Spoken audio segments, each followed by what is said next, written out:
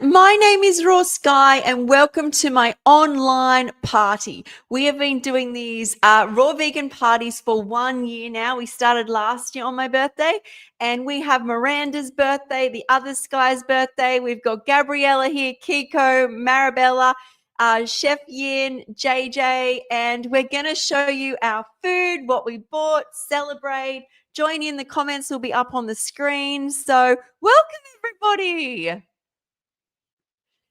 Hey, I'm so excited to share. We all bought something. The theme this month is party theme. So I actually will be finishing making mine on film. But first off, we will get JJ up to show what she bought because, yeah, let's get JJ up. Since I have a cake, should we be singing happy birthday? I actually put candles on it, but I didn't light them. So this is my birthday cake because I'm not a great chef like these guys. But the cool thing is I was able to make something, and that's what you can do. Even if you're not a chef, you can still have a festive birthday cake. And I saw this being made online once, and obviously mine's a bit amateur. She used a cookie cutter and all kinds of things. I made one of these for Dawn's birthday. So I thought it looked pretty cool, and it's a great way to allow all your guests to taste some delicious fruit instead of all the sugar and all that other good stuff that goes in the other kind of birthday cake we're all used to. But I love this. Happy birthday, Skye, and Miranda. And I'm so excited to be here. Skye, thank you for having these parties. They're so cool. I love checking out the recipes. And basically, I don't think you need to know the ingredients in this. It's strawberries, bananas, blueberries, everything I had in the fridge. Cherries, some grapefruit. So we're definitely going to feel like we're having a party here. I wish I could give you all some. Love that so much. Look at that. It's incredible. Well done on doing that. Even got a little bit of cashews and walnuts I forgot on the top. Those were kind of selfish for me because I was hungry. Oh, good for you. Make it your own, right? Happy birthday. Thank you so much. And happy anniversary, right? It's the 1 year anniversary of these. Yeah. It's like all kinds of celebrations tonight. It is. Like, I should find the original. I remember this time last year I did the pizza for my party, and I was like, people like, what are you doing for your birthday? And like, in truth, all my friends are online, so why don't we do a party? So that's how this all started. Then we had so much fun, we decided to just keep doing it every month. So thank you, Wanda. Thanks for coming. Okay, so let's bring up Miranda. It's also Miranda'S birthday a couple of days ago, so let's bring you up.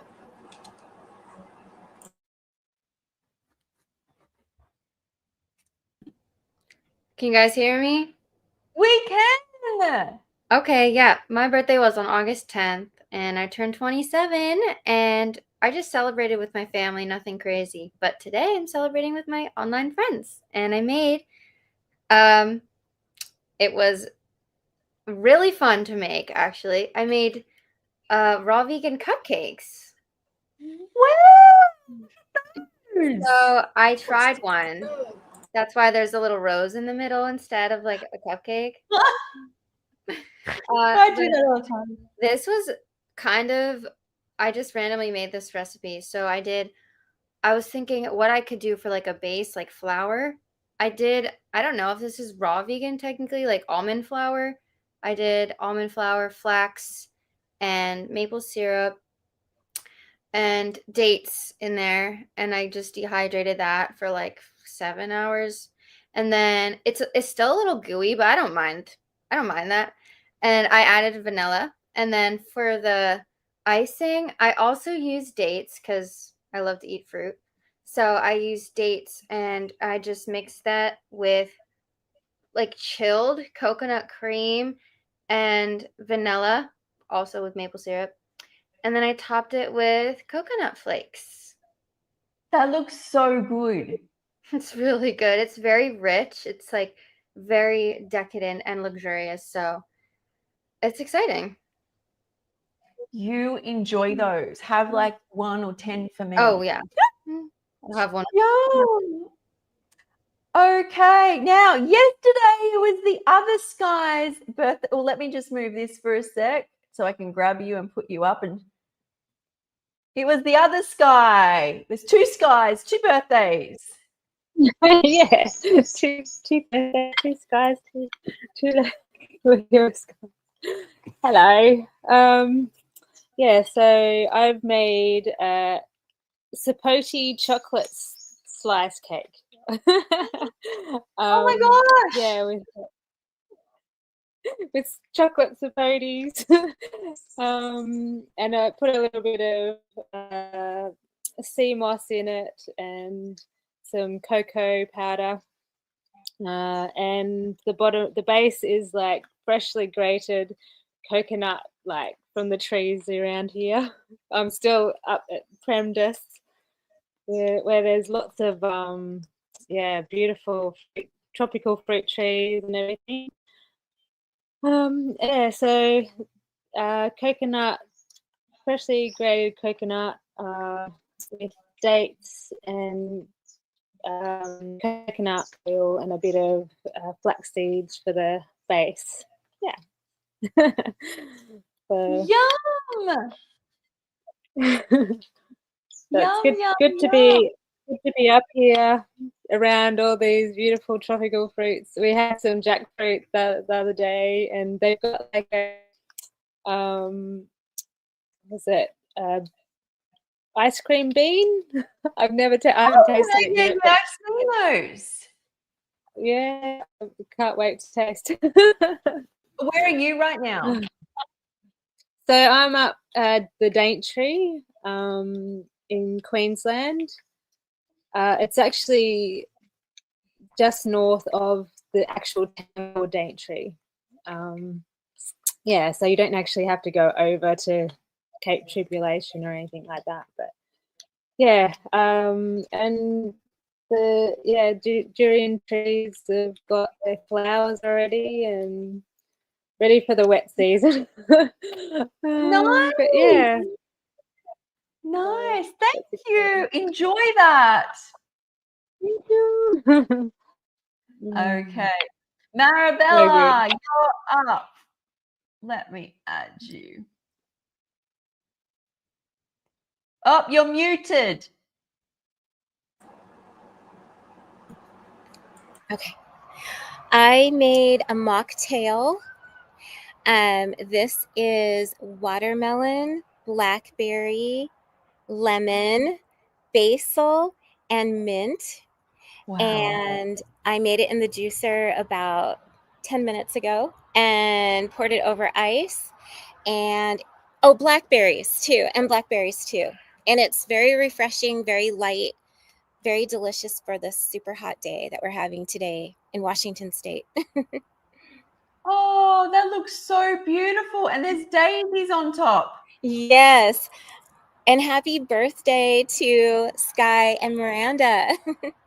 Oh, thank you. And I knew you liked daisies, so I put some daisies in.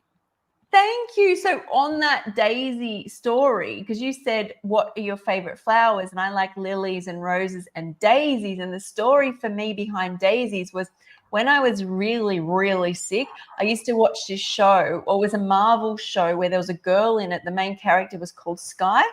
And then her true name was Daisy. And then when I got well, my niece, when she was really little, when I was like really down, she bought me that song Daisies by Katy Perry.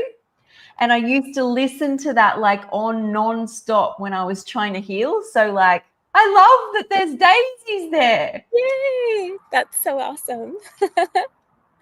Yes. I'm so glad. Here we got Keiko. Let's do this. Hi! Oh, happy birthday, Double Skye and Miranda. I'm so happy to be able to celebrate online with everyone, the gorgeous women here. So first, I have prepared a fruit salad.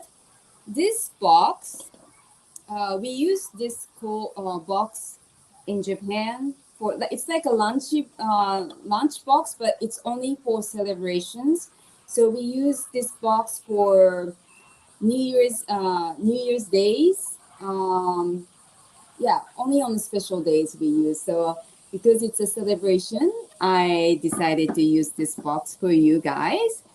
And well, I just decorated it with some herbs and plants from my garden.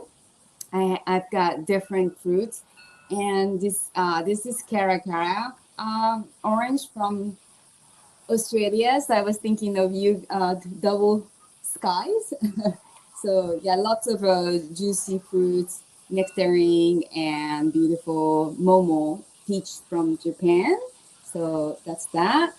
And then I also made a cupcake. Well, okay, let me show you first. The bliss balls. I made bliss balls. Oh, So nice. this is besan laddu made raw. It's in my Namado book. The recipe is very simple. And this is cinnamon coconut balls. So those are our favorite. We always have it in our fridge. So that's that. And then lastly, I made a raspberry cupcake. So there you go. This plate is also it's for special occasion here in Japan. So when we serve matcha, we always serve with some sweets, and this is what we serve for important guests when we serve matcha. We don't drink matcha every day here in Japan. Matcha is a ceremonial thing here in Japan, so we might drink it a few times a year.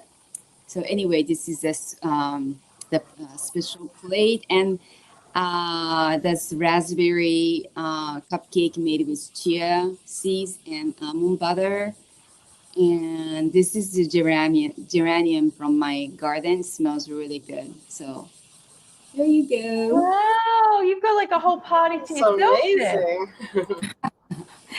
Yeah, I'm so happy to be able to present this for your birthday, and happy anniversary, Sky, 1 year anniversary. And this is your birthday, Sky, right? Today, Yes, exactly. today is my birthday because when we started doing these parties, it started out like let's all meet online and celebrate and do pizza party, and then it just grew from there. So yes. Yeah, what a way to celebrate. So I'm so happy to be able to be here and prepare the meal for you, Sky. Oh, thank you. You enjoy that. Thank you. Thank you. Okay, Gabriella, you're up. Whoop, you're just on mute there. There you go. Happy birthday to Skye'S and Miranda. So for this occasion, I will open up my singing stream and I will sing happy birthday before I do my meal. Good. Happy birthday to you. Happy birthday to you. Happy birthday, happy birthday. Happy birthday to you. Pew! Happy birthday, You dear. have an amazing voice. I'm glad you sang it, not me. Thank you. Yes, and Gabriella's a singer, so like No, that's I'm why it sounded. Sorry. Ex-singer. Well, you still have a girl, trust me. As JJ said, that's why we're not up there doing it. Now you've done it, we can't do it. Thank you. You did amazing. Thank you. Okay, so for today, I prepared something very easy for the party. You could put in smaller cups, which is chia seed pudding with banana and pistachio cream. Yum. It looks amazing. It's like dark chia seeds, almond milk, wild orange essential oil, some maple syrup, and then banana pistachio cream and raspberries on the top. Pretty easy and quick. Oh, I love that. I love that so much. Thank you, and thank you for the singing. So, okay, Chef Yin, I've been dying to see this. I saw online you were making something blue. Yes, that's right. So I thought that it's a birthday and all birthdays should have ice cream. And I just got my Ninja Creamy ice cream maker. And I thought I wanted to make something interesting for the birthday babies. Happy birthday to Sky and Miranda. Thank you. So I thought I'll make a I'll try making a blue ice cream. Yeah, so I'm gonna spin it after this so I can show you the process. So we'll most probably need to come back to me after like 3 minutes later to see how it goes. But I wanted to tell you what's inside as well. I don't know whether any of you have used tiger nuts. So for the ice cream, you need plant-based milk. And I saw this packet of tiger nuts. It's actually, so it's not a tiger and it's not a nut. It's actually a tuber. Yeah. So you soak this for, I don't know whether you can see it. Yeah, there you go. You soak it for, let me pour it out so you can see it. Yeah, I've heard people use this instead of peanuts. Is that right? I know that those who want to use, make like, let me just show you my hand, like nut-free cakes. I know Chef Crystal Dawn uses it. And then actually when I visited my chef friend in London, Chef, he goes by Effie Vegan, Edward. He actually also wanted me to try it. So he soaked it, but then we never made anything with it. I think we were a bit too busy. So yeah, so the taste is nutty and slightly sweet. It has a natural taste to it. So for me, it seems like a cross between, I think, almond and coconut, but it's also very low fat as well. So I thought that was interesting. And when I made, earlier on when I tried out making the plant-based milk with this, it tasted really, really good. I actually really like it. It's just that it's very expensive. So basically, I did 1 cup of water and a 1/4 cup of these nuts and tiger nuts, and you need to soak it like 12 to 24 hours before you actually process it. So I made that into a plant-based milk, and then I did 1/2 cup of apples, which I processed it. So like 1/2 cup of processed apples, and then for the sweetener, I use Mazafati dates. Yeah, so it's about like 1/2 cup. It's like 1/2 cup and 2 tablespoons. I mean, that's just for my taste that I like. Yeah, and so you can adjust the level of dates that you want as a sweetener, how sweet you want your ice cream to be. And then I use vanilla powder. I finally got around to buying pure vanilla powder because before this, I just used pandan powder because my blue tea has been sending that to me. But I keep hearing like Chef AJ talk about vanilla powder, pure vanilla powder and all that. So this bottle costs like, it's 50 grams. It costs like 144 ringgit. Yeah, but the vanilla taste comes through really, really well. So yeah, it's a good investment. So I did 1/2 teaspoon. And then to make it blue, I use blue spirulina powder, and this one was sent to me by my blue tea. Yeah, you have this in Australia actually. I don't know whether you're familiar with this brand or not, Skye. Yeah. I have so many questions right now. I always find you say so many interesting things. I've seen blue spirulina. I haven't seen that brand, but I'm very fascinated with these tiger nuts. I checked the price, and they are very similar price weight-wise in Australia to hemp seed, but obviously being low fat is great. Can you just eat them, or they always have to be soaked?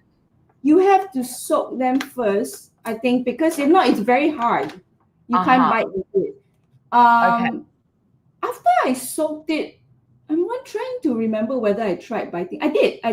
I soaked it and I bit into it. Yeah. You can kind of like chew it and all that. Yeah.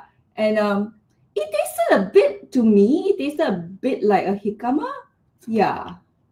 Okay. And how are they on your digestion, or haven't you had enough of them yet? Like, you know how nuts can be a little bit of a drag? How are the tiger nuts?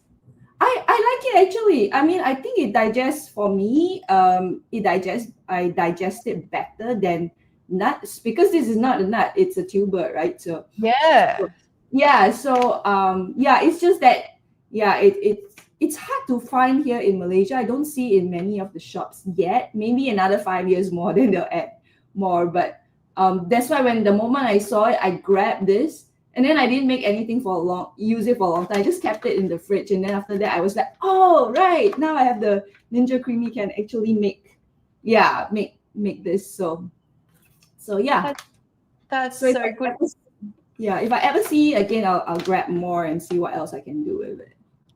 Yeah. And the other question I have, in case anybody else has any questions, is the vanilla powder. About how much is that in US dollars, just roughly? So 144 divided by 4. Yeah. My math is not very good, but 140. So that's like what? That's like, say, $30 or $33. 30, yeah, about 30 divided by 4. 36 US dollars. Yeah. So that's not too bad. Okay. Yeah, because you don't use a lot. Much, do you? The instructions are it's 1/3 teaspoon to 1 teaspoon extract. So if the recipe calls for 1 teaspoon of extract, you just use 1/3 teaspoon of the powder. Yeah. Interesting, because I got some sort of, it's vanilla essence from the health food shop, but still in it is like natural flavors and things like that. That's literally just dried vanilla, is it? Correct. This is pure dried vanilla. That's it. There's nothing, no additives, nothing. Pure vanilla bean. That's it. Yeah, fruity with roasted chocolate. Interesting. Apparently, if they dry it and they, I think they just grind it up. That's all. Or do they grind it up, or maybe they just scrape it out and just dry it? I don't think they even grind it up. Yeah. Either way, I'll be looking for that. Thank you. I learn a lot. I learn a lot of all of you. You all have different skills. And hopefully one day I will pick up the singing skill from Gabriella, but at least food-wise, I can pick it up from Chef Yun. So do you want me to leave you while you spin that? So I'm just going to show you how I assemble it together and put it into the machine. Then we can, So this comes with a cover, and it comes with the blade, So it's not a very sharp blade. Yeah, it goes down and it spins kind of thing. So you have to put it in. Okay. So lock it in. It still wiggles a bit. And then there's the Ninja Creamy pint, and then there's the outer bowl. So we put it into, make sure that it locks in as well. And then cover it. So the cover. Okay, so we slide it in, and then it goes up. Make sure it clicks. Turn this on, and you have a few different options of the modes. There's ice cream, sorbet, light ice cream, smoothie bowl, gelato, milkshake. So I'm going to use light ice cream because for our whole food plant-based recipes, it's not very high fat. So do not use the ice cream one, because the ice cream one is more for those like super high fat and soft. So but you can either use light ice cream or sorbet. Those are the two ones that we usually use for the raw vegan ice cream or the whole food plant-based ice cream. So yeah, I'm going to press the light ice cream, and then we can go to somebody else. Then when I'm ready, I'll just signal and we can come back and see how it goes. Sure. Can I just ask you before you start that, because I can see people below are interested in it as well, and I am interested in this, but if somebody wanted to do like banana ice cream, what I see online, they look like they put bananas with some plant-based milk in the freezer, and then they just latch it on, or they just put some raspberries with coconut water and then latch it on. Is that the type of thing that you do as well? Just very simple? So I've tried it, but so I've taken Kathy Hester's, I have Kathy Hester's ebooks as well, the whole food plant-based Ninja Creamy ebooks. And she will suggest, she said the best way is to blend it. But I know like Nate, Raw Natty Nate, he has a ice cream book as well on Wholesome Scoops, I think, on Ninja Creamy, and he mashes it.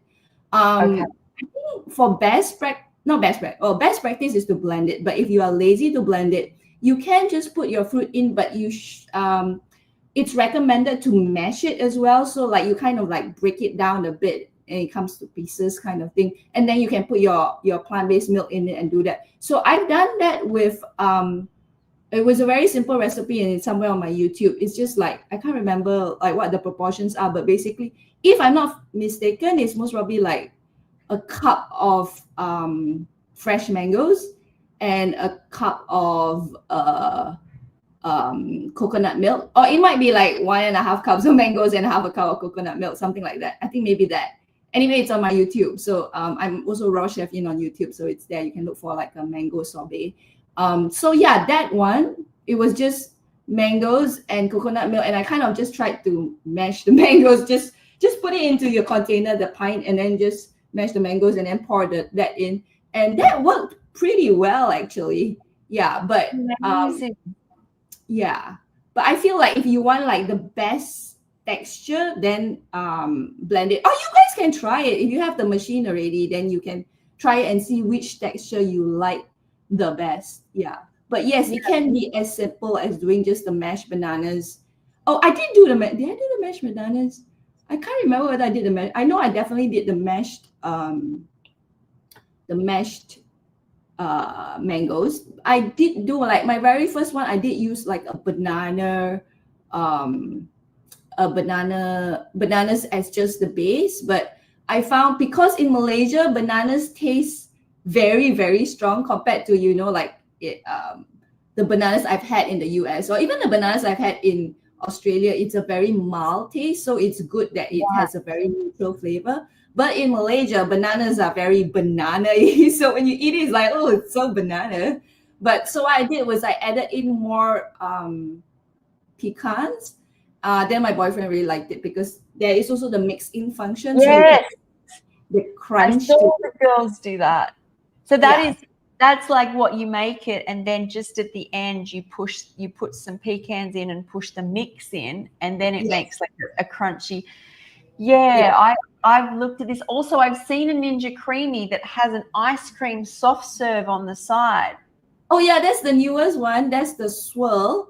I don't think he has come to Malaysia yet, but yeah, I think in Australia and the US it's already arrived. So it's supposed to be coming soon, which is why this is actually a pre-loved machine. So like for a whole year, I've seen people using it. I didn't want to get it because it was it's kind of more expensive here. It's like 1,200. So I think divide by 4, it'll be about $300 here in Malaysia. Whereas I think in US it's slightly cheaper, right? It's 200 or less. So I didn't get it. Then this year, one of my boyfriend's my boyfriend teaches guitar. So one of his students bought this last year. So when I asked him, I said, hey, can I borrow it or something? Because I wanted to try it for Kathy's recipes. Then he said he's actually planning to sell it. So and then he wanted to sell it at a higher price. Then I asked him, like, I saw it on Carousel, which is an online marketplace for pre-loved goods. And I saw somebody else had a lower price. So I asked him whether he could match that. And he said, yeah, he was really kind. He said, yeah, since he knows that I'm going to use it. So yeah, I got it for more than I got a good price on it. Yeah. For pre-loved. Yeah, in Australia, it's about 300 Australian dollars. But I'm looking here and there's something, I don't know what you buy is. I don't know, because it looks like, I don't know what you buy is. But yeah, let's say if you go into a shop, it's going to be about 300 Australian dollars. So that's so interesting. So I will let you whip it up. Yeah. And then we'll come back. Thank you. Yes. Let me move this. Okay. I mute myself. So it's a bit noisy, so definitely me. Now it's time for mine. Now I'm very, very organized, guys, but we can keep talking and I will continue to make these. So on the weekend let me bring myself up.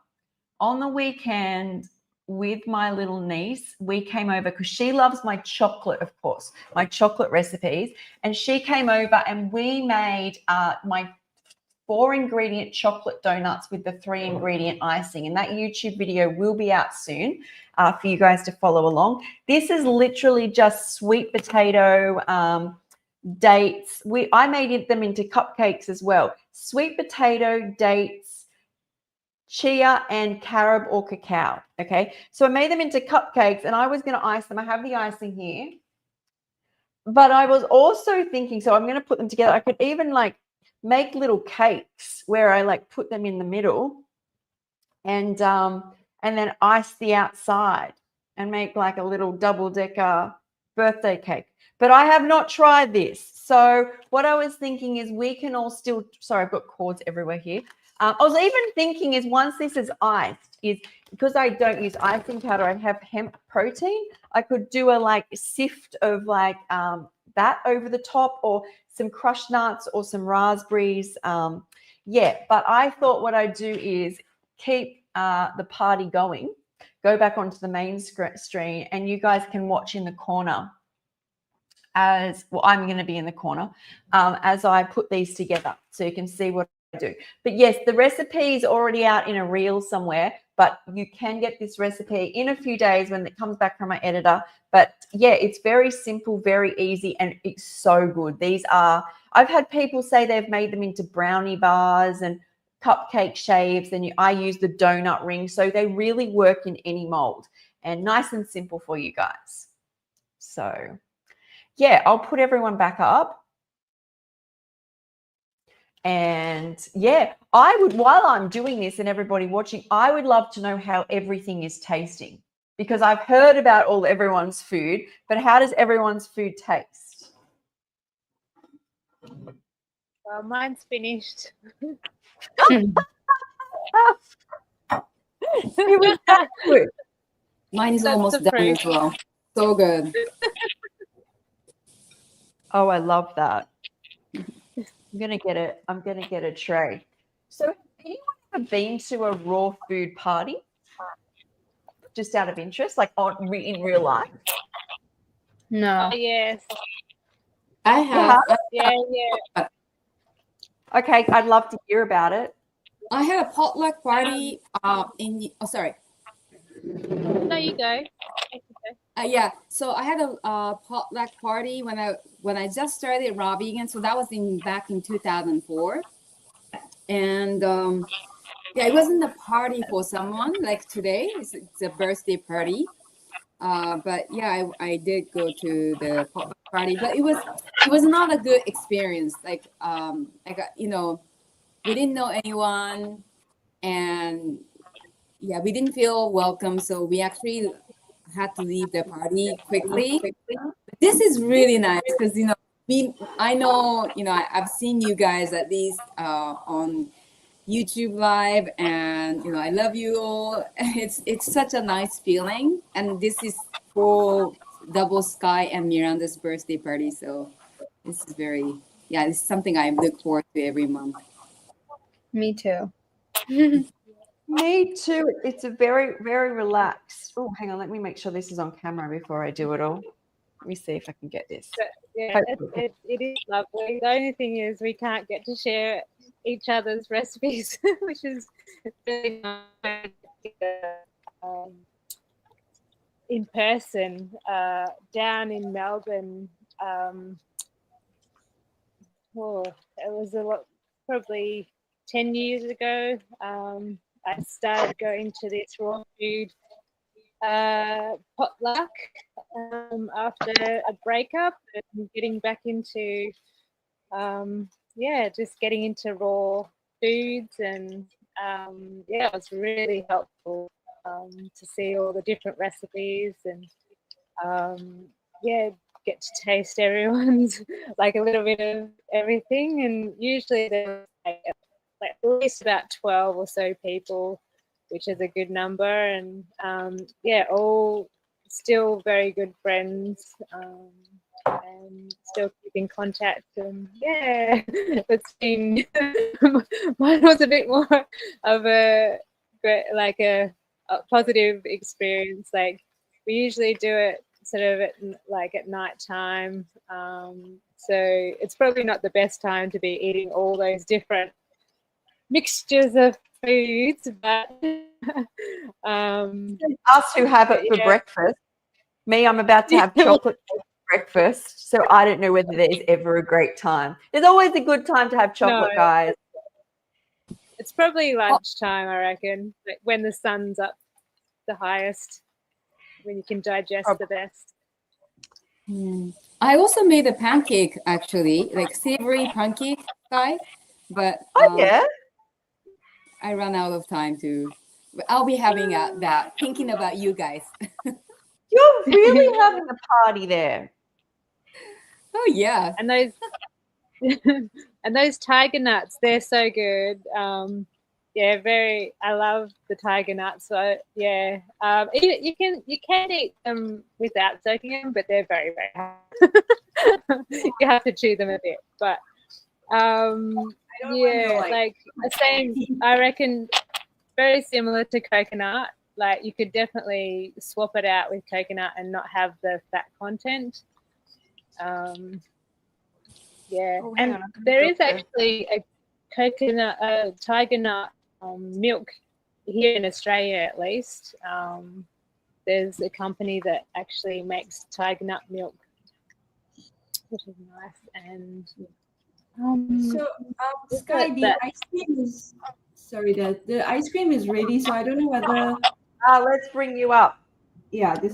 For those watching me, just quickly, let me just bring something up so you can see this step by step. So I have made a chocolate cake that's double layered, but I actually think it's going to be better to just do in the middle and on the top. This would be better in the fridge set. So anyway, let's bring Yin up.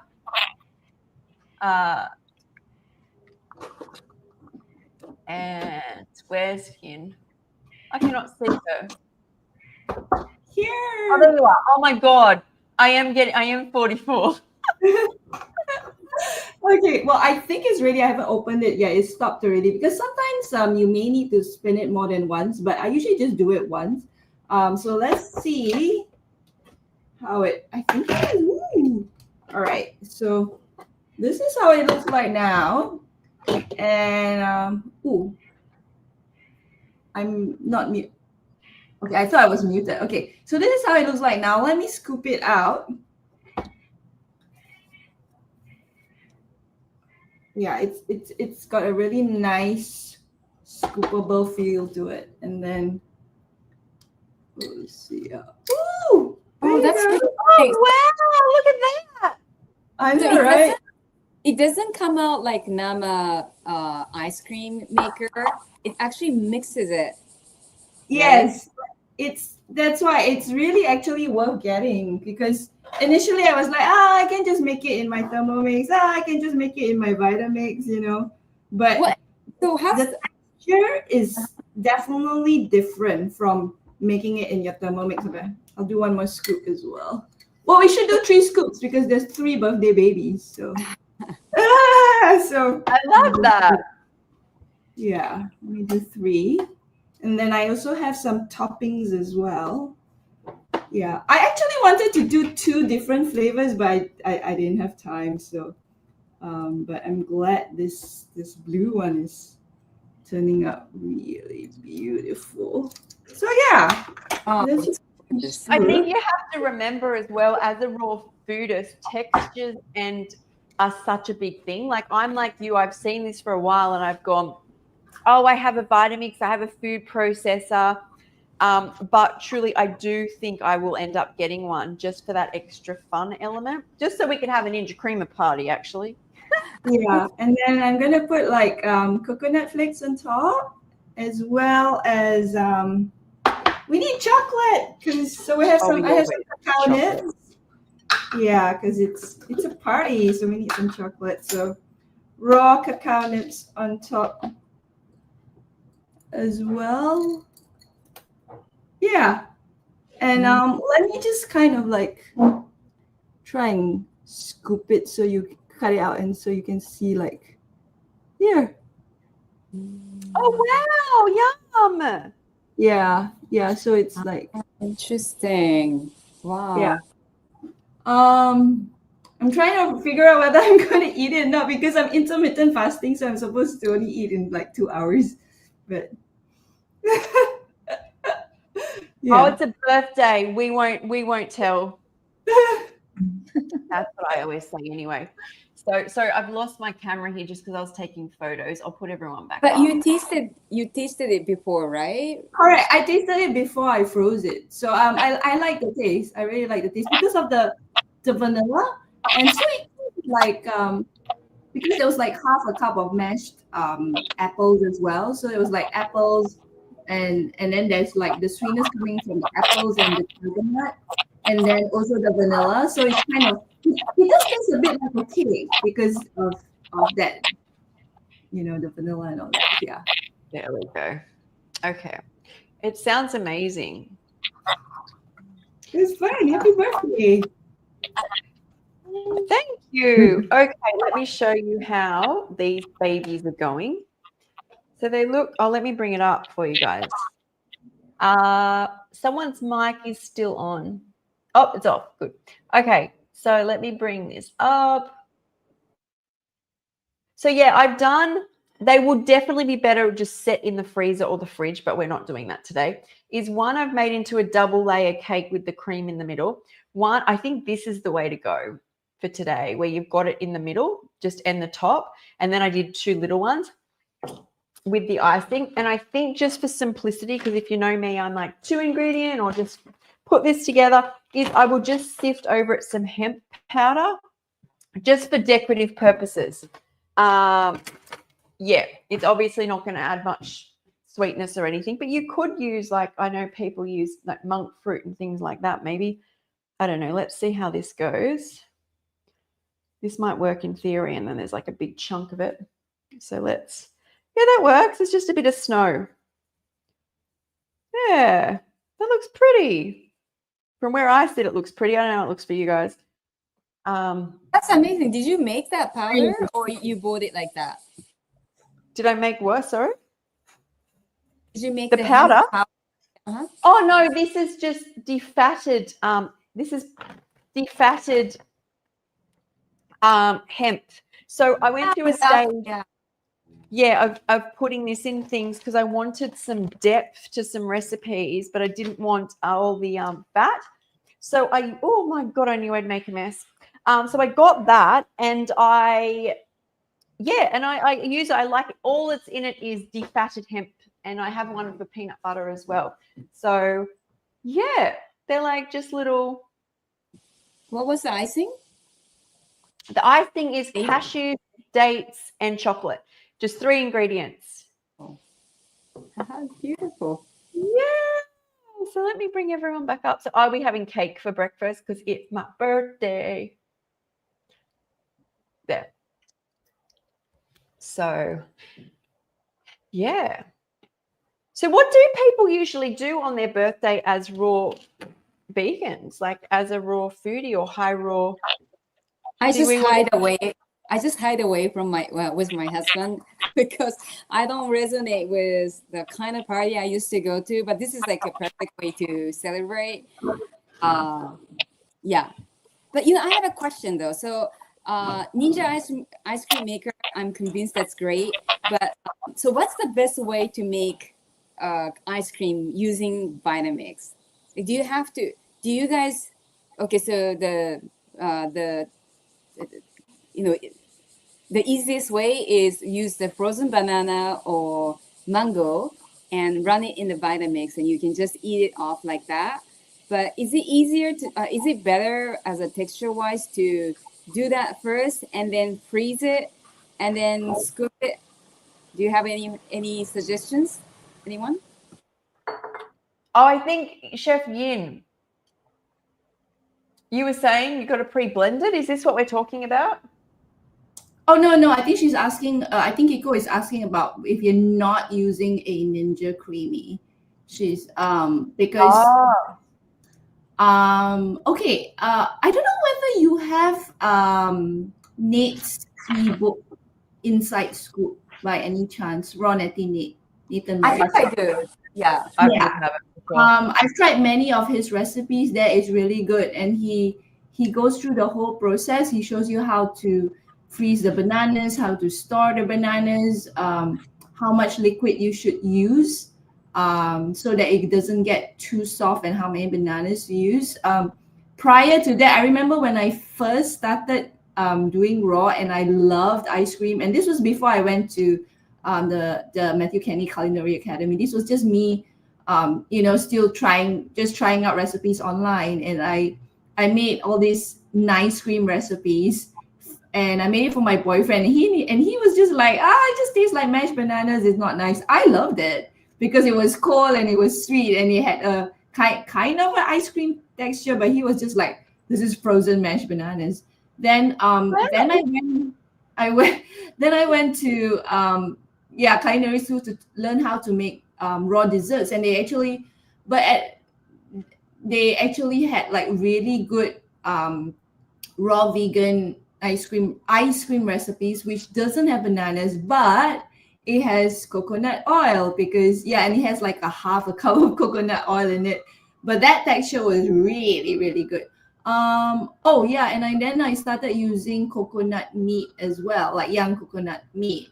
And that gives you and some hemp seeds and some macadamia nuts. So that also gives you good texture, but it's very high fat. But sorry, Kiko, going back to your question, I think if you're going to make it in a Vitamix, it will be a soft serve texture, and you do need to eat it immediately. If not, it melts quite fast, because we don't have the coconut oil there to keep it, harder and firmer. I've tried I know some people do say, like, put it in the freezer again for maybe 2 hours and then scoop it out as well.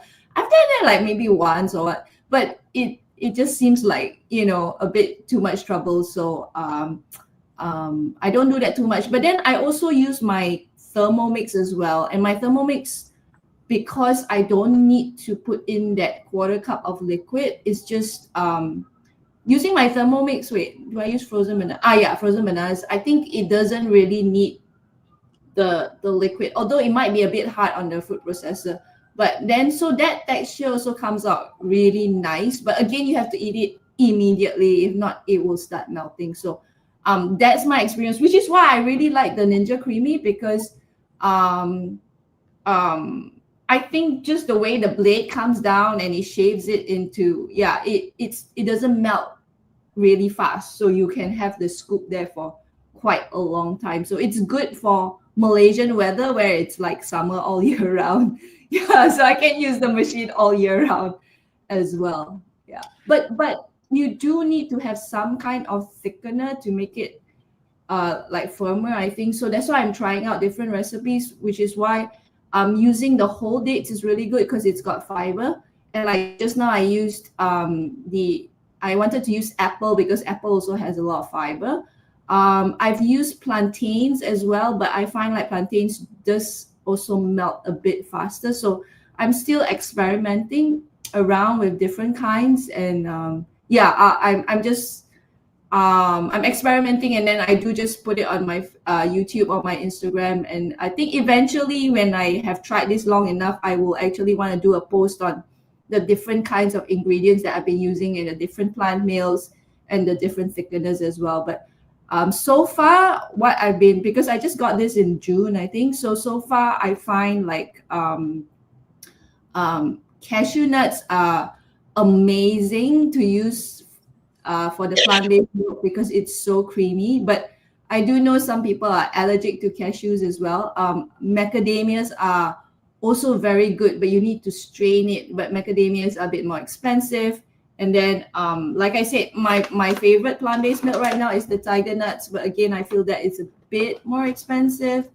I've tried raw cauliflower. I do not recommend it, at least not for me, because the raw cauliflower, you eat it and you're like, I still taste the cauliflower in it. I've used hemp, but I feel like the hemp that I've been using, the hemp taste comes out really strong. So I think I need to do like a mixture of the hemp. I put in maybe like just 1 tablespoon of hemp and something else. So I'm still experimenting right now, because I just got the machine like, in June.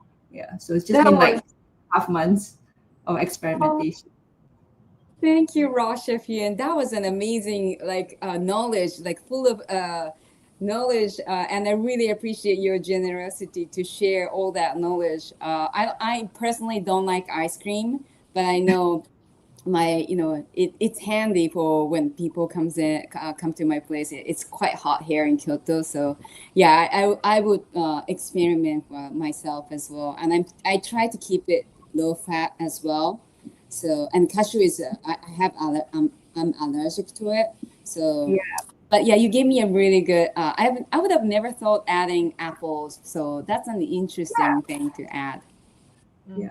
So Yeah, try that. when I do it, what I have found is if I wanted to use the Vitamix, is I add little bits of unfrozen fruit until I get the consistency that I want.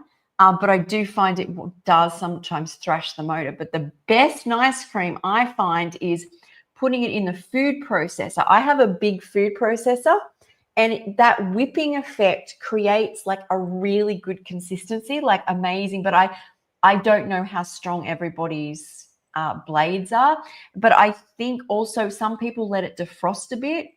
This is if you want to do fat-free, like no fat.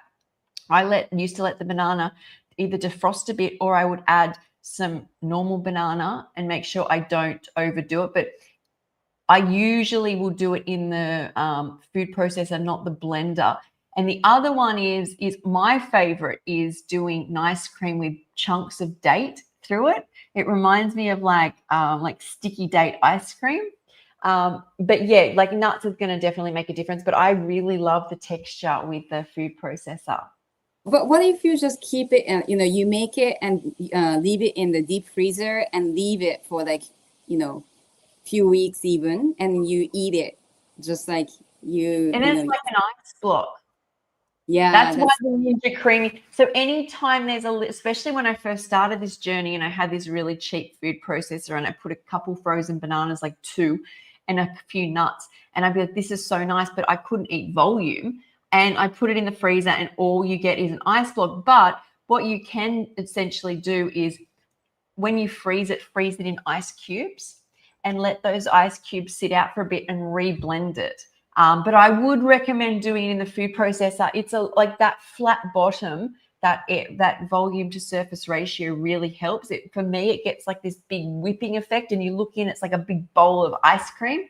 But I recommend to anyone doing this, play around with like how defrosted it is. Like Chef Yin said, how much water you want to add, because then if you add too much water, sometimes it's like too watery. But then if you want to bring it back, you add a bit more frozen banana, but then you've got too much nice cream, and then it's a bit like, I find raw food is like that. You got to have that play around. Yeah, so with the Ninja ice cream, raw Chef Yin, you can just keep it in the deep freezer for like, I don't know, even few weeks, and you can scoop it easily, right? No, you can't. No, with the Ninja Creamy, you still have to like spin it, and then you put the leftovers back in the. We do that sometimes actually. Like after that, I do just put it in containers and we eat it, but it doesn't have that texture anymore. So it's still something that you need to kind of like if you want that ice cream texture that you saw just now, you will need to go through the whole process again. That's the thing. Because I mean, I do have to say though, I have like made some chocolate ice cream, and then I packed it in small containers and I brought it out to let my friends have it. But I think I spent it like the night before, and then I put it like in a cooler box, so it does melt a bit.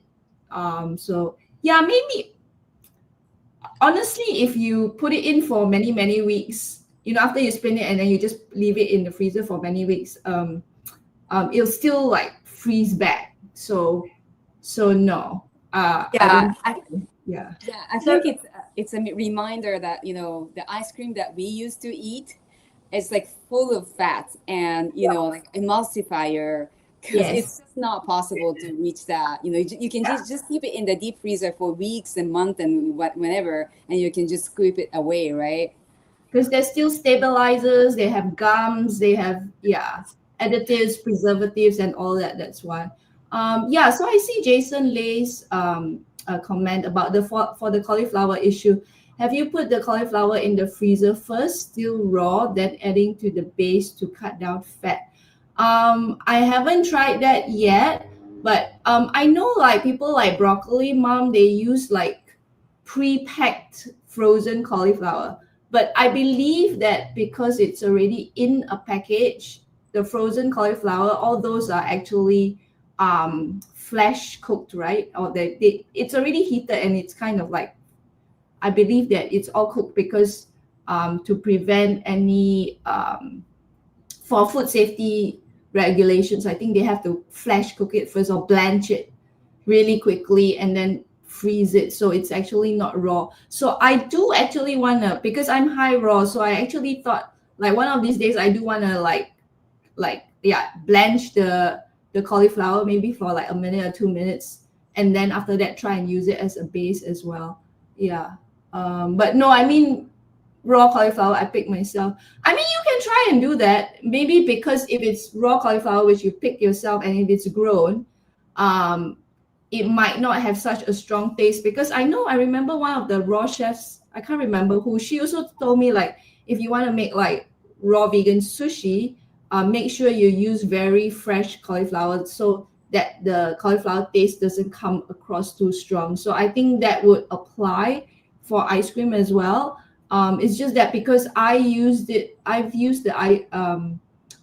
the cauliflower that I got wasn't like, extremely fresh, and it was already sitting in my fridge for a week or something like that. So I think the flavor comes across very strong.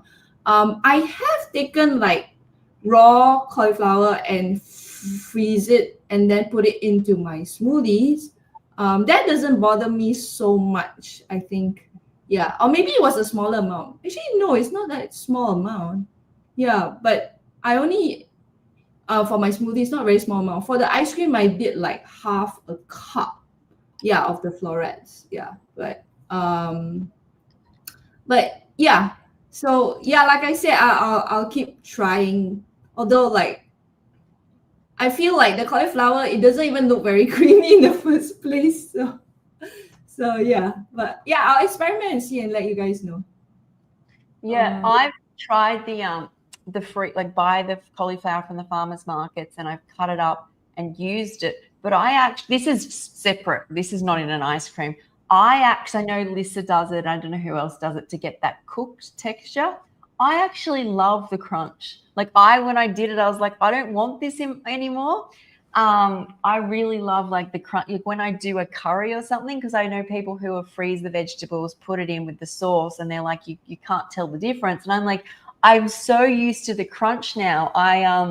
Being a raw foodie, I love the frozen part. But that emulsification is really what we're missing when it comes to ice cream, because I see the girls on TikTok making their protein ones, and they might be low fat, but it's all like, it's like gelatin and pudding mix and cauliflower. And I'm like, that can't be healthy. It may have low calories, but so does dirt. Like, and we're not going around eating that. Well, I hope nobody here is eating dirt. So, yeah. So I thought I'd bring that one up. It's I've used cauliflower in like I just made like Lisa's like ginger belief noodles as well. So it has like the chunky beef beats using like cauliflower, and then you bread it with your like almond flour and all that together as well. I don't mind eating it that way as well. It's just that I just felt like for the ice cream that I tried, it just didn't suit my palate. That's all. And because I am serving this ice cream to friends and all that as well, and a lot of them are not raw vegan. Actually, all of them are not raw vegan.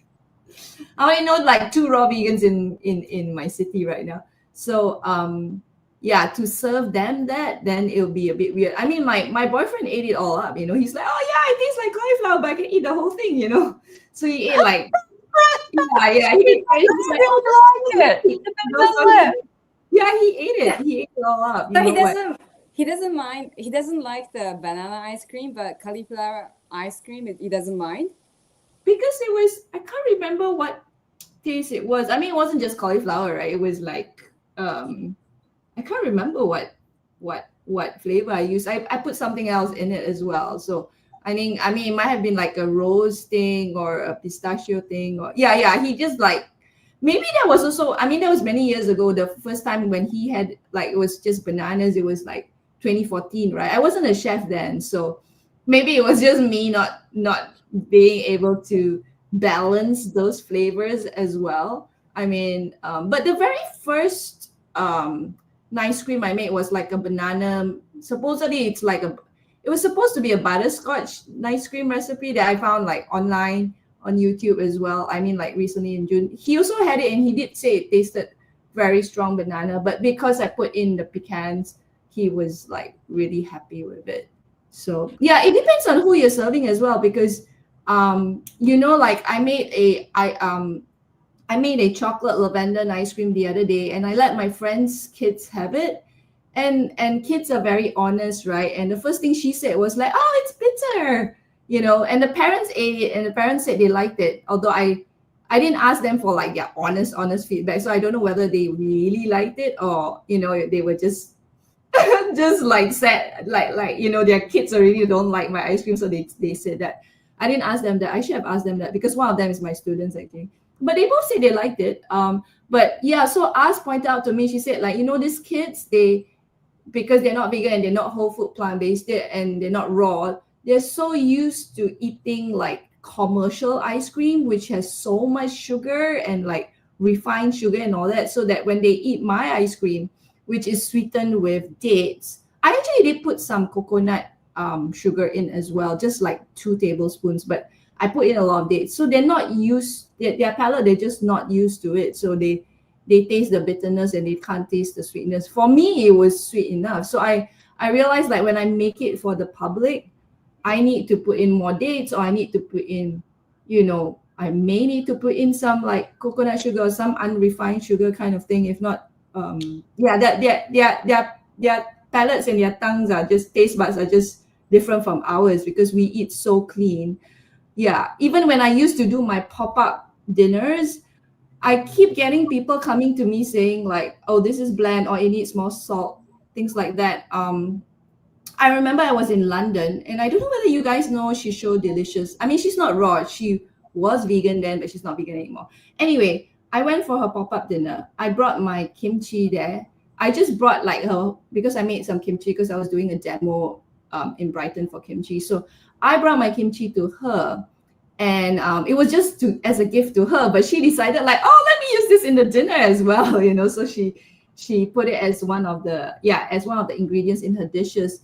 Then later she came to me and she said like, "Oh, it needs more salt," and I was like, "This is like really salty to me already." But and I remember, I can't remember where else I did something, and someone said the same thing to me. And when I made my mooncakes as well, I let this Malaysian cookbook author try it. She had a raw cookbook out, so I let her try it, and then she told me like, "Oh, the flavors are not strong enough." So I realized now everything I make, if I make it for the mass public, I have to up all these levels. If not, like they can't taste it. Their taste buds are just yeah. I had a similar experience in my cafe yesterday. There were quite a few people came, and most of them are not vegan, have no idea of what raw vegan is. And one of the guest customer, she brought 2 kids, and they just, I had ice cream, I had like like bliss balls and cupcakes, but in Japan, kids don't eat, they're not used to eating nuts and seeds. So yeah, they were not excited. And I was surprised that they were not excited with like ice cream either. So yeah, it really depends on who you're serving with. And yesterday was very interesting because I had like, usually there are people who come, just few people, wanting to experiment raw vegan. But yeah, it was, they just ended up ordering apple juice, just in the container. Yeah. Like I remember making a raw vegan ketchup for one of my potlucks when I hosted the raw vegan worldwide meetups, and I actually did not like that ketchup because it was way too strong for me. But my friends who came, they loved it, and they were like putting it all over their raw vegan burgers and their raw vegan lettuce, and they're like, "Oh, I like this sauce," and I was like, "Oh, okay." In my head, it wasn't very nice, but I thought like, I should just bring it along anyway. To me, it was too strong, but they really like it, so I realized like, the people's taste is a bit, it's really subjective, and then like just serving other people who are not used to eating clean, you really had to balance it out. Yeah. Oh, just to answer Rachel P's question, where do you do your training? Many places, but the first one I did was so I discovered raw vegan food in 2014. I found a recipe by, I think, Emily, of This Awesome Vegan Life. So I started making her recipes and all that. But my first training was with Matthew Kenny Culinary Academy. I did my first raw vegan. It was an express course, which is it express course? Anyway, that was okay. So Matthew Kenny Culinary Academy, it's all closed now. There's a big there's this scandal about him, but the recipes were very, very good. They taught me everything from everything, breakfast, lunch, dinner, noodles, soups, desserts. So I did the first one in 2015. 2016, I went back to the academy again because then they opened in Thailand. So then I did the raw vegan detox course and the raw vegan desserts course. When I went to London, I took a master class with Amy Levine on raw desserts as well. And then I did a couple of so that was in person, and I did a couple of online courses as well. There was a Vicoco. I think Vicoco had a Kickstarter thing, and so I was one of the backers for the Vicoco thing. And then they had Lauren. I don't know whether you know Lauren Lavette.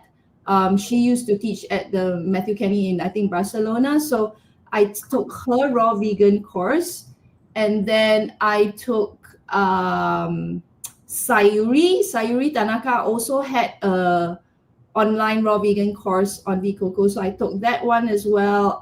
I took some of Russell James' one as well. I've taken a lot because I know why. Because when I first started as a raw chef, raw food teacher, I took the 3-month raw food training course by Karen Noller. So that teaches you how to set up your entire raw food teacher's business, everything from marketing to she also gives you like 25 recipes, raw food recipes that you can use under her name, and how to set up everything, how to make your posters, how you do your marketing, how to run the class, how to make your syllabus, all that. It was a really good training. So I followed that, and that helped me a lot. And then and that was the one thing she said. She said every year you need to invest in yourself so that you can make yourself a better raw food teacher. So I made sure like every year I would at least take one food training course. So I also did the Food Future Institute course by Matthew Kenny as well. That was a 1-year course. That was both raw and cooked. And then so I said Sayuri Tanaka, who has she does raw vegan courses in Bali, like 2 weeks chef certification courses. But I did the online course in Vicoco as well, so that teaches you how to make the breads and all that. And then I was also presenting at the Bali Vegan Festival at the Ubud and Canggu as well. So I attended. There were, I think, at least 2 raw workshops there by Sayuri, as well as the chef who runs Moksa in Ubud that does raw food as well. So I've taken workshops from them. So that's just some of them. I can't remember off. There were a few more as well, because like I said, like every year I try to take. But then what happened was, I think then I started getting invited to attend to be part of the raw vegan bundles by this is the one by Lisa Maris and Chris Kendall. So what I did was, like, I will always try and make those recipes from their ebooks and do their courses as well. So I've learned a lot along the way. In fact, to make, because like previously at Matthew Kenny and Sayuri and Moksa and all that, all those always had oil.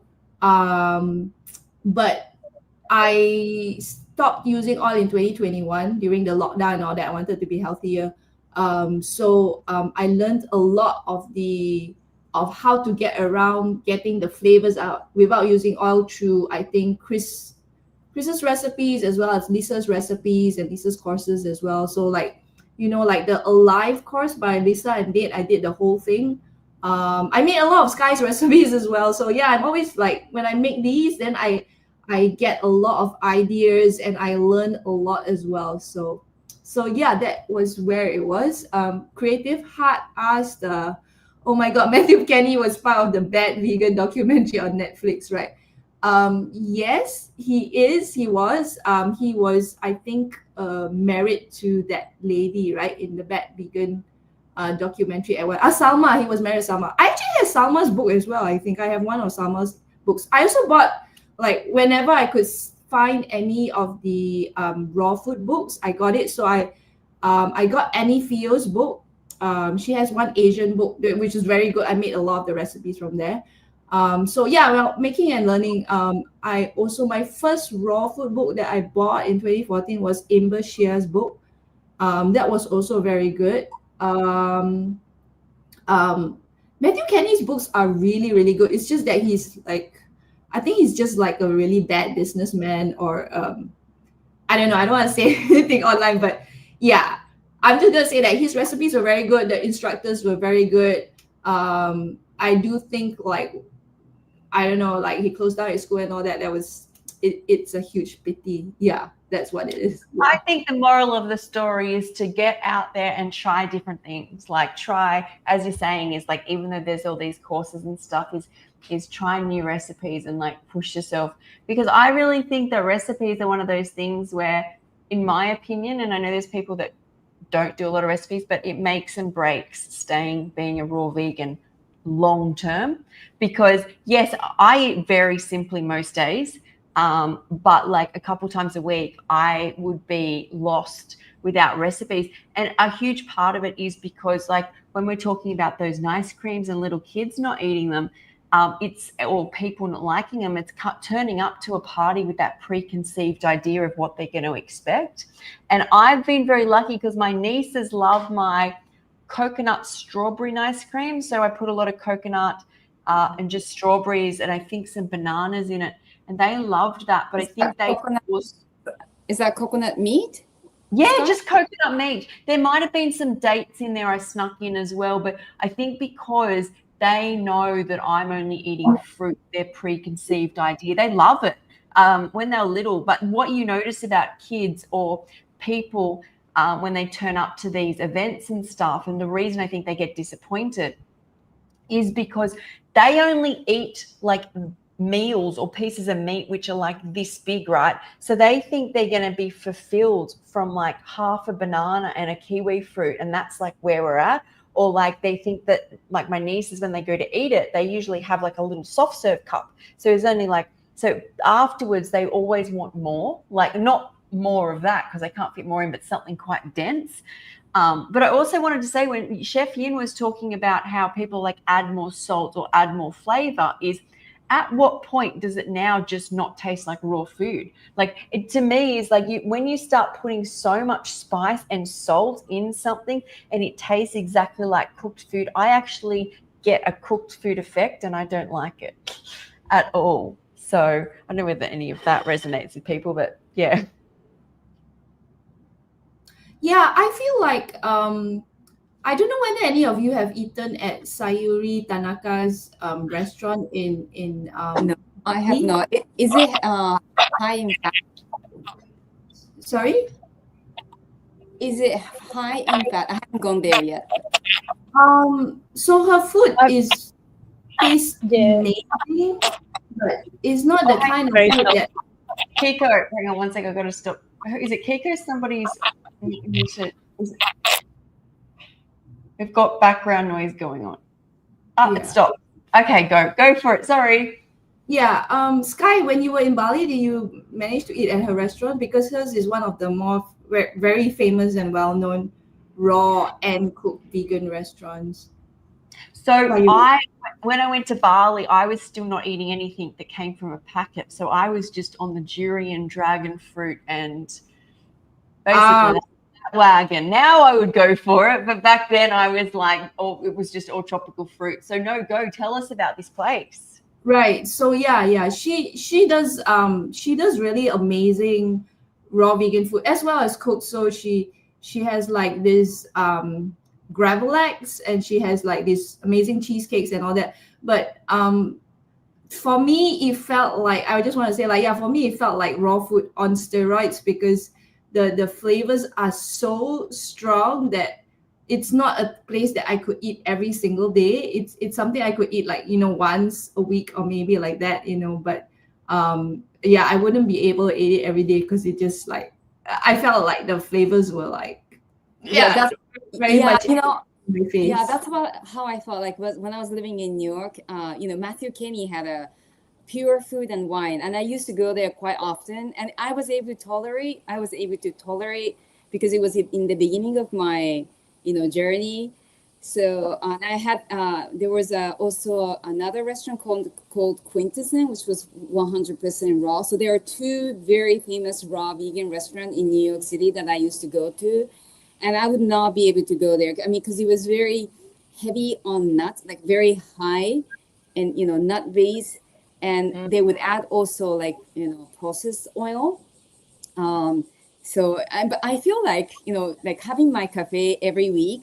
I feel like that's the only way for the restaurant to survive, because we are minority, right? Like eating fruits mostly during the day, and to cater people who are just used to eating standard American food.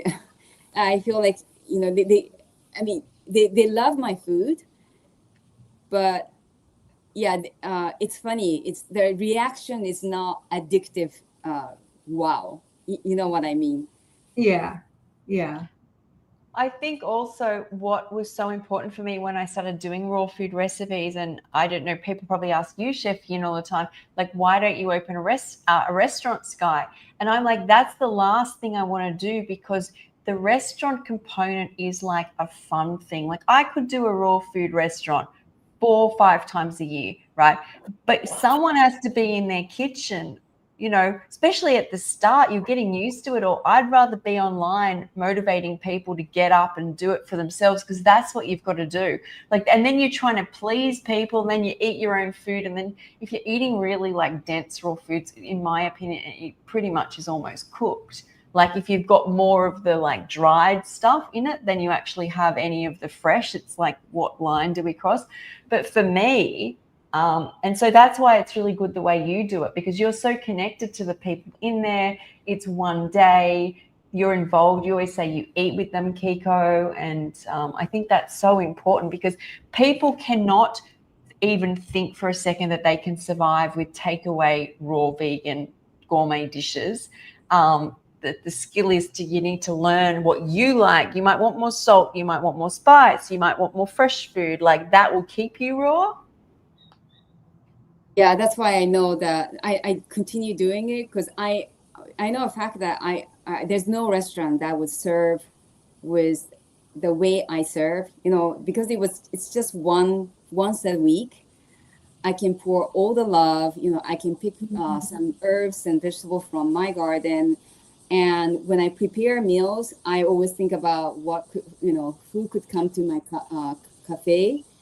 And it just make me feel so happy and smile while I'm preparing it, which is very important. Like, one of the major reasons that I don't go to restaurants anymore is that I know behind the scene in the kitchen they're so stressed, and the hygiene wise, like, you do not want to see what's going on behind the scenes. So yeah, I do it even if there's no one showing up, or few people. Yesterday was like full house, like 12 people. But yeah.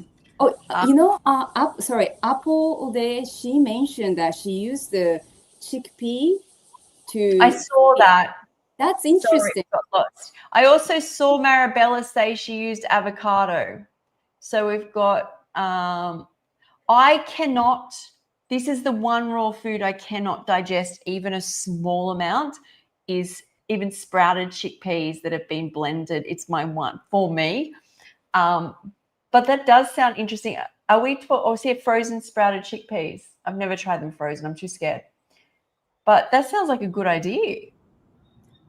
So the pancake I wanted to present, I made it already.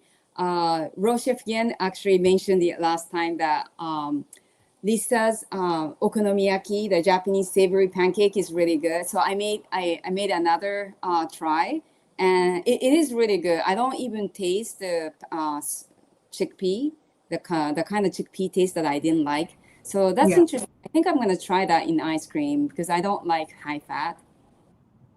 Yeah, so regarding chickpeas, I've tried using it twice in my ice cream recipes. The first time I used it in a chocolate ice cream. So that worked really well because it was like, I think, plant-based milk, some sprouted chickpeas.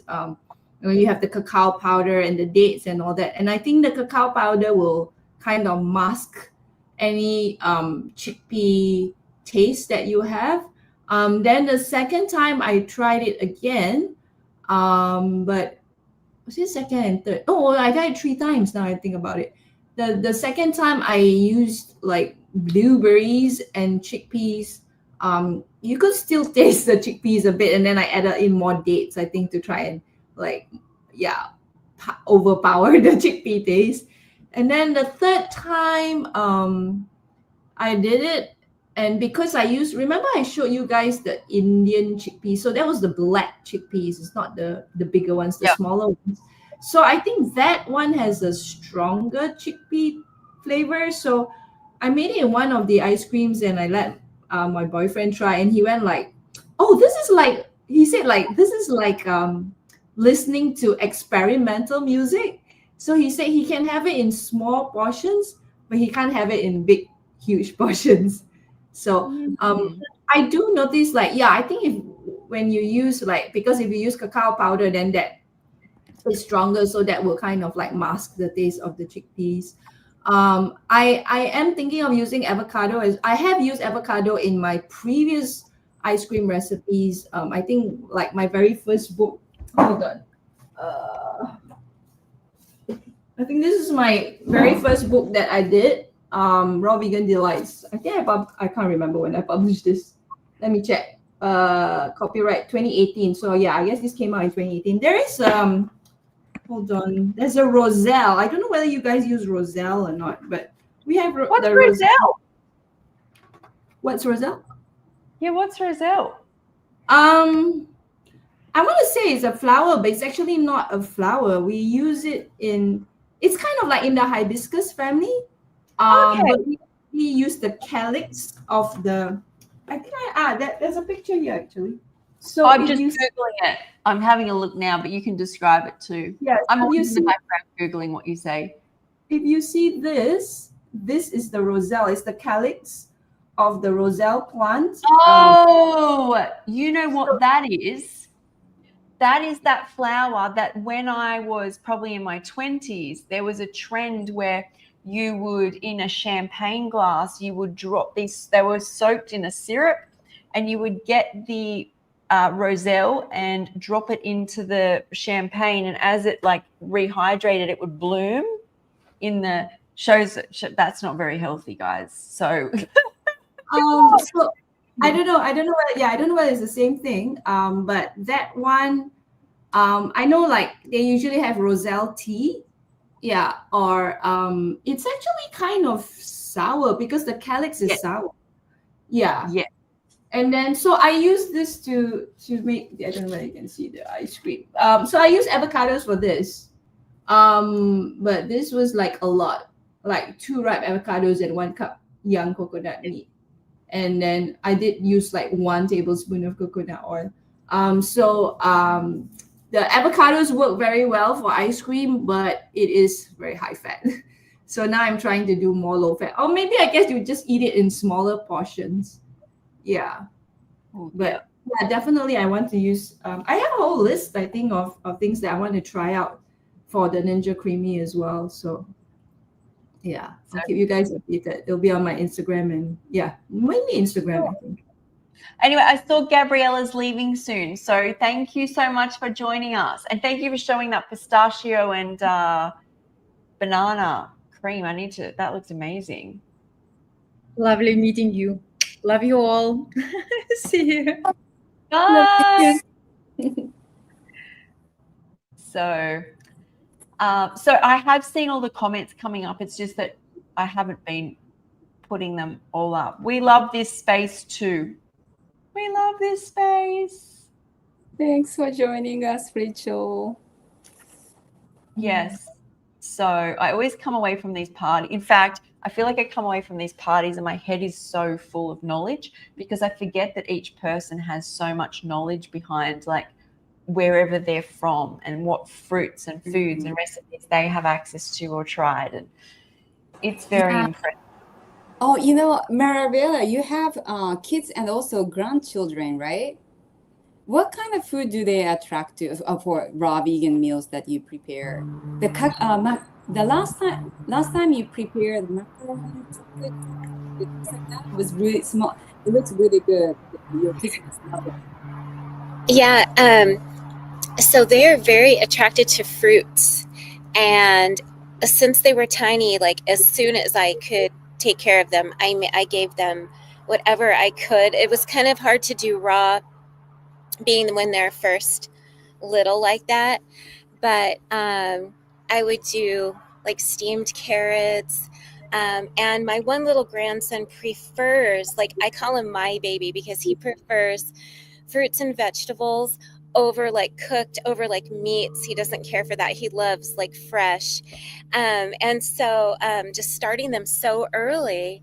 And then like with my son, he would prefer for the longest time until he started lifting weights and being around other kids that would say, well, you need this protein, you need this meat to be able to lift weights. But he actually used to prefer fruit. So for lunch, I would just cut him like the end of a watermelon, stick in a spoon and be like, here's your lunch. And they love that. And my little granddaughter just turned 1, and all she wants really is, but right now is like bananas. She likes bananas. She'll eat apples. She's pretty much a fruitarian. That's all she wants, and her mom just gives her, what she likes, whatever she wants to have. They were trying to add in some other things too, like dairy. Like she'll eat cottage cheese, but she prefers like the fruits, like bananas, just things she can grab and eat. And they're so busy and they love the outdoors. They love being outside. So when they're outdoors, they don't even really want to eat. So then when they come in, they're so happy to have like the fruit to keep that high vibe energy going. So yeah, so I hope that continues with them, and they just continue to eat whatever. My daughters are good about feeding my grandchildren what the kids want, what they feel like they want. So that sounds beautiful. Oh my God. Marabella, yeah. by the way, where are you? Like you've got a beautiful background. Yeah, I'm in Loon Lake, Washington in USA. But that's not on a lake. I live on a lake. Oh, so this It's so pretty. home? Thank you. Yeah, it's nice. Today it's nice. It's about 95. Typically in August we're super hot, but we had a couple of really cold days, so this feels really good to me. Wow, this is outside of your home, or yes, this is outside. Yeah. Mm-hmm. Oh, you've got a good Wi-Fi going on there. Oh yeah, I'm on my deck, so it's close to my Wi-Fi dish, I guess. Oh, yeah. Oh my God! You back to your story on grandchildren. Sounds like paradise. Kids go out. They don't want to eat during the time they're playing. Just like when Skye was playing in the ocean, right? You didn't want it to eat. No. And you would eat when you're at home, when you're done playing. It's true. Like when I go hiking, I it's funny. I move a lot, but the fresh air kind of fills me, and I don't think about food. Same. Yes, exactly. Sunshine and the earth and the air, it fills you up. It feels so good. And then you want to eat something that matches that. I think kids are born knowing that. They know what's good for them. And starting your kids, I started my kids on like carrots, all the healthy things before they went to school. they pretty much they love their fruits and vegetables. Oh, nice. Oh, that's so beautiful. Thank you. Thank you. Yeah, Miranda, happy 27th birthday. You look so glowing and gorgeous as always. Thank you, So, Kiko. Thanks, yeah, guys. you for went being here. yeah, you went on vacation with your family. How was it? We were in the Great Smoky Mountains, which is in Tennessee, in America, and it was great. Yeah, I actually got engaged. Oh! What? Your family, as in you went with your parents and your Yeah, I went partner? with my now fiance and my family, and we all stayed in Airbnbs and had our own space. And like, there was like a jacuzzi, and it was like a big outdoor area, and it was really nice. And I'm like, if you can't tell, I'm like really relaxed, and I'm just like observing and listening, and it's just really nice and uplifting to be here, just to hear you guys and like just all your interests and like knowledge is cool. But yeah, I don't normally post about like I guess my personal life that much, but yeah, I got engaged last week, and the vacation itself was really fun and relaxing, just being outside in nature. And like you guys were saying, I don't feel like I have to eat all the time when I'm outside, when I'm active. And when I do, I eat a lot of fruit, to keep hydrated and like energized and actually refuel and not slow myself down after. So that was really good. And I noticed my family, they have not like a part of like my dad, for example, has to eat a lot. It's like all these granola bars and this and this and this. I'm like, I don't know. I feel like that would kind of slow me down.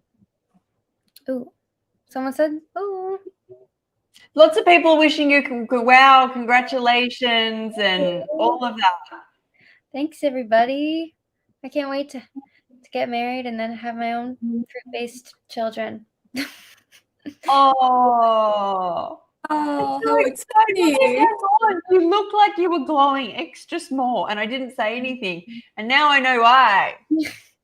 Yeah. That's amazing. We're really good and like excited, and just it's gonna be a good shift into like a new chapter. So yeah, just I'll be getting married probably next June.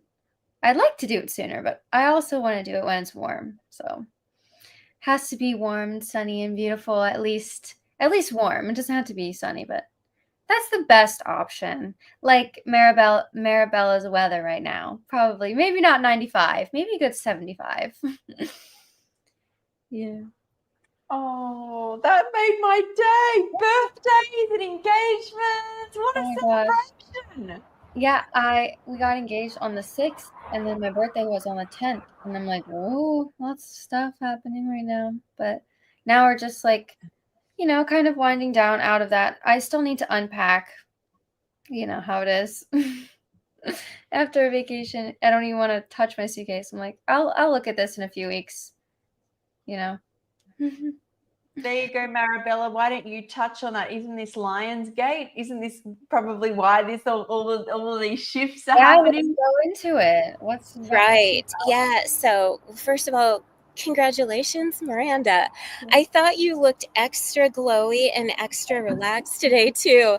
I thought, wow, what's going on with her? So, congratulations. Yeah, it is the Lionsgate. So, the Lionsgate portal. We have this extra energy coming in. The planets, Sirius, are lined up, and we have this extra burst of energy for manifestation. And so a lot of things will happen, we will have our ups and downs, but this is the perfect time to harness that energy and put out your goals, whether it's, your next step in being raw or in another area of your life. And so it's perfect and you can even like when you make your food, like put a blessing over your food, kind of put an intention into your food. And then as you eat it, you're consuming that intention and putting it out into the universe too as well. So that's something that I kind of like to do when I'm preparing something. I usually prepare pretty simple meals. Sometimes they're just mono meals, but like as I'm preparing them, I'm thinking about, okay, it's Lionsgate Portal. What do I want to bring in? What do I want to see happen for the next part of the year? Skye and I touched on us talking about our intentions that we made for the new year as well, and kind of maybe checking back in with those and seeing what's working, what needs to shift, or if we need, like me, I did a whole thing on making my intentions and then I lost them. Like, I don't know what happened to them. And then other things came in. I didn't even, I guess the energy was out there, but I think the way that I thought the intentions would come back to me was a little bit different. And sometimes that can happen too, putting it out there and then just letting go and allowing it to come the way that it does. That's always good. So it's a great time for that. Oh yeah, I can definitely feel that. I actually got a juicer, like an old juicer for my birthday as well. It's like a 1957 juicer that was made in my home state actually. And Wow. it's in beautiful condition. I had it posted on my story yesterday, I think, but it is so nice. Well, there's a funny story behind that. I was actually in an Airbnb in Chattanooga, which is a city in Tennessee, south of the Great Smokies, and the Airbnb was like a time capsule. There was so many like vintage appliances and like posters and toys. Like it was just like 1950s everything themed. So it was really cool. And there was a juicer on the counter. I'm like, this is an ancient juicer. I wonder if it works. And it worked so amazing. I made the most amazing. We had cucumbers from my garden. I did cucumber, apple, lemon. It was so amazing and delicious and just so good and energizing. I literally had a huge thing for breakfast basically every morning. And I said to my boyfriend at the time, I'm like, I want this. And he literally bought it for me on eBay like the next day. Oh, that's so sweet. Like a different version. The different versions are actually quieter because the other one was Wow. like a lawnmower. But this one's actually quieter, which is like I live on the top floor of like an old farmhouse. So there's two other people down below me. I'm like, I don't want to make super loud noises every time I juice. Yeah, it was You fun. do that. You make your loud noise, and when people are like, "What's that ruckus?" You're like, "I am just healing my body. Would you like a glass?" That's like so you make that noise. That is a good point. Although I make smoothies in the morning at like 5:30 in the morning. I'm like, am I annoying? I don't care. I'd love to see a picture of your juicer. I look at your stories, but I couldn't find it, Miranda. Oh, it must have expired. I'll add it. You know what? I don't even know where my phone is right now. It's right beside me. I'll add it to the chat. I'll have to go back like on my highlights maybe and do that. But yeah, it was really cool. And I'm like, I've always wanted a juicer, but I personally couldn't. I don't know. I normally do more smoothies than juice, so I couldn't really say, oh, I'm going to spend a bunch of money on this juicer that I might use. So, I mean, getting it as a birthday gift was probably the best thing, so I can actually use it. Yeah. Yeah. My Nama juicer, a friend gifted to me. She's not raw vegan and doesn't like to juice, and she thought that it was really hard to clean. And I've used every other sort of juicer out there, and they're so noisy and so hard to clean and not as efficient as the Nama. Yeah. So when she gave it to me, I could have done backflips. I was so happy, so excited, so thankful because I drink green juice every day, and I usually make a big batch and it lasts a couple of days, but it's like a staple. I don't want to ever live without it ever. I make nut milk with it. I just all kinds of juices. My juice today was so quick, so easy. Just it looked delicious. Oh, it was so good. And I love my Nama. Yeah. See, that's the one I was going to get, and I think I probably will in the future, like future when I have like a family and stuff, and I want to make like big batch juices because I normally only make for my fiance and I, and it's just 2 people, and I do maybe like 2 or 3 days worth, or just like a fresh one for me personally. I love to do carrot orange juice. It's Yum. so good. Lately, I've been doing that almost every day. And then I use the carrot pulp for like different sorts of things. I was going to use it for these, but I kind of didn't want to use carrot in a cupcake because I'm like, I made carrot cake muffins. I made carrot cake cookies. I'm like, I'm carrot caked out. Like, That's how many ways I- can I use carrot pulp? I almost made carrot cake tonight, raw vegan carrot cake, but I didn't have enough time. Oh, But yeah. that was the thing I was gonna make with my juice. Well, Next here's like the inside of these cupcakes. It's kind of like it's a little mushy, but I don't know. I don't mind it. And I forgot that I also added almond butter, which makes They it look so good. pretty They rich. look so delicious. I had really 2 of them, so that's pretty good. Well, 3 in total today. I'll probably have the rest tomorrow. I will, because they're pretty soft right now because it's like pretty warm in here. But once I put it in the fridge, I think it'll be really nice to just like cut in half and like have with my smoothie. Yum. Yeah, let me put that juicer in there. They'd be so nice with like nice cream through it. It'd be like, you know, when you order like at an ice cream shop and you get like cookies in it or butterscotch cookie in it or something, and it'd be a bit like yeah. Like I've done that before. I made these chickpea blondies before, and they didn't turn out the best. So I put them in a smoothie, kind of like I did like a date banana shake, and then I added that in, kind of like a brownie batter, but it was really good, like in the smoothie, but not as is, I guess. But you gotta make do with what you create, because I don't like wasting food. You know, even if I don't like it, I don't know. Unless it's like completely inedible, which I made gluten free. I used to make a lot of like different baking. I'm not a baker at all, but I made these gluten free. You're a shaker. You're a shaker. I'm not a baker, I'm a shaker. Like, these cookies are so bad. I literally could not even eat them. And I'm like, I hate doing this, but I'm gonna have to throw it away. It was like, I don't know. I don't even know how to describe it. Like silly putty. That consistency. Oh. Like, I don't know how I got like that. But you know, that's how we learn. We have to make mistakes in order to learn. I've only ever thrown away, like usually, because most of my recipes are savory, and there's only ever been one when I was doing dinner club. Usually I can rebalance with more sweet or more chili or more fat. I can always rebalance the dressing or something I'm making. But this, I'd never used mustard before, and I think I put 2 tablespoons of something or something like a mustard powder in it. I'm like, it was new to mustard. I don't know, it was a lot. And I tasted it and nearly died. Like I literally am like, there's no coming back from this. This is out. This is gone. That was the only time. Be very strong. Yeah. Do you guys like hot sauces? Because we went to this hot sauce place. It's a very famous hot sauce place in Gatlinburg, which is like a mountain town. And I got this hot sauce. It was a chocolate habanero hot sauce. So delicious. Oh my sounds so God. good. Spicy. Just add a little bit.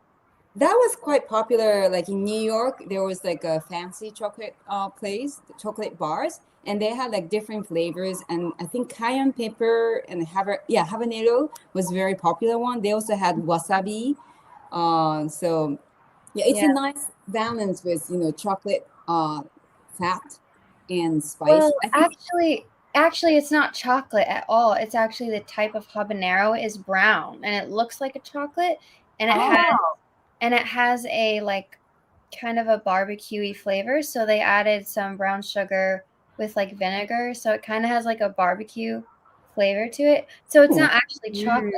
That's what I thought, like when I tested it out, because you could try all the different hot sauces, and I'm like, chocolate, interesting. So I tried it. I'm like, and then I read the ingredients, and it wasn't actually chocolate. It was just the type of habanero. Like chocolate mint, like chocolate mint has like a certain chocolatey flavor, but it's not actually chocolate. Interesting. Hey, by the way, can I show you the pancake? Yeah. And I have to say, it doesn't look quite appealing. So brace yourself, but it Hang smells. on, I'm going to put you up on the main screen. I'm going to put you front and center so we can actually eye off this pancake. It does not look appealing, but it's really good. It smells so good. Okay, so I just put it in a pan to warm it to 45 degree. I can, yeah. So anyway, this is similar to Lisa's raw food romance. Lisa's recipe on okonomiyaki. I got inspired. No, actually, it's not similar, but I got some ingredients. I got inspired, and one of the key ingredients is chickpea, sprouted chickpea, and I made with masala powder, and it smelled so good. Oh my god. And it doesn't look that good. And it does. Yesterday, I served this in my cafe, and people loved it because it's not baked, and there's no oil, like processed oil, but it feels like it's fried. So my husband loves it too. It looks incredible. It looks healthy. I like healthy looking things. It looks good. Yeah, and then chickpea. I mean, yeah. Anyway, I'm loving adding the beans because I don't like sprouted beans in my salad. I don't like a lot of sprouted things. It's not a thing for me. So I like making it in patty, and this is like the perfect way for me to get, like a satiating meal, but low fat still. I love that. And look, coming off the back of this, what are we thinking of for next month for our party thing? Whose birthday? Do we have birthday people in August, in September? I would love to do barbecue. When you were talking about all of the end of summer, Labor Day. Well, that's an American thing, but yeah, but even things people bought, whether that's corn or they bought I don't know that you make a mock meat, but what about smoky cookout, like a cookout theme? Yeah, cookout theme's good. Barbecue, barbecue cauliflower or something. Oh, wait, what was the connection with the barbecue and cacao? Oh wait, what? The chocolate. So you were talking about smoky chocolate, and so in my head came up jalapeno with cacao. And I was like, when you were talking, I'm like, we should do barbecue and smoky and I got another Serrano lime hot sauce, which is very good. It was my favorite one. But we love hot sauce in my family. So I would like to make my own. I haven't perfected that craft, but I think that would be fun. But yeah, we could totally do a cookout or a hot sauce barbecue theme. Kind of like a spicy theme, but it doesn't always have to be spicy. It could just be something. So what entails a cookout? I'm not sure. What does that mean? Because I'm not American, so I don't know. Barbecue. So that's their barbecue. Oh, okay. So it's okay, cool. Barbecue. Yeah, barbecue. Okay, it's the same thing. Yeah, well, I guess where I live, we say cookout. Cookout sort of thing. Down south, they say barbecues. It's all the same. Gathering. Cacao means barbecue in where you live? No, as in does it mean cooking outside, or is it? Yeah, cooking outside on a grill or over the fire. Yeah, barbecue. So in Australia, when we say we're going to a barbecue, it doesn't just mean the barbecued meats. It means people are bringing coleslaw, bread rolls, tomato sauce, mustard. Other people have brought hot wings. Yeah. In Australia, we call that going to a barbecue. We don't say. Yeah, they do say that though. But I'm from northeastern in the United States, and we say cookout or get together. But down south, they say come to the barbecue. I don't know, it's different. But no, I know what you meant. I never knew that. I lived in the state for 10 years. cacao, like coming I down. don't know, but like we're in New York, there's a lot of people from a lot of different areas. So I feel like I'm from a quite like not rural, but kind of a rural area. So there are certain things that we all kind of say, and if you don't, it's like, what are you saying?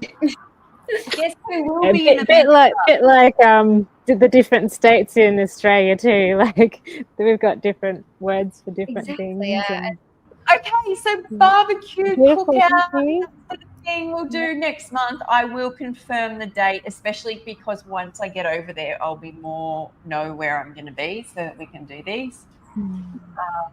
Yeah, it's been wonderful. Thank you, everyone, for all your comments. Koala Mama, Creative Heart, who else? Nicole, lots of you there. Rachel, Rocky Ride and Friends. So we're very grateful. And everyone, Kiko and Yin and JJ, Marabella, Miranda, Sky, thank you. Thank you for helping me celebrate my birthday and Miranda'S and Sky's. Thank Thank you. you guys. Yep. Happy birthday to you guys again. Happy birthday. Birthday, Sky. Thank you. And back at Happy you. birthday.